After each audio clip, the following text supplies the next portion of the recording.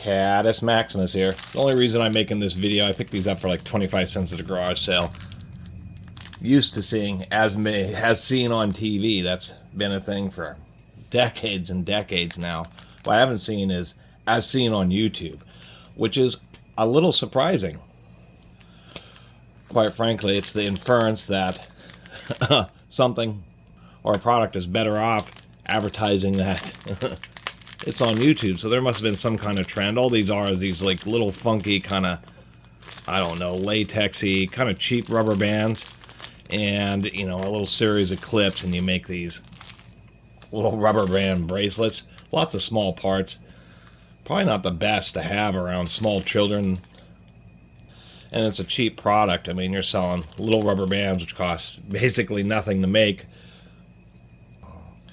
to do little bracelets. So it's something where they probably paid, you know, a bunch of crafts people. I haven't even looked on YouTube to look for videos of this. I just saw that it was, you know, seen on YouTube, and just thought I was pretty amused just by the fact that they think putting that label on there is better than as seen on TV. Designed in the USA. I'm not exactly sure what would be designed in the USA, considering that it's colored rubber bands with some little plastic clips. Doesn't say that it's proprietary design. So anyway, I guess there is a... We'll take a quick little look at this little instruction book. I'm just going to end up tossing these after this video.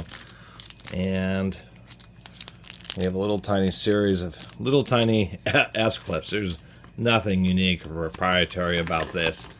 And a very simple, at least it's color, a little simple instruction booklet. Let's see, the clips are just to hold the hands together. So anyway, just a little 2-minute video. Just kind of, I guess, a surprising progression for products, and I'll say, as seen on YouTube. Anyway, thanks.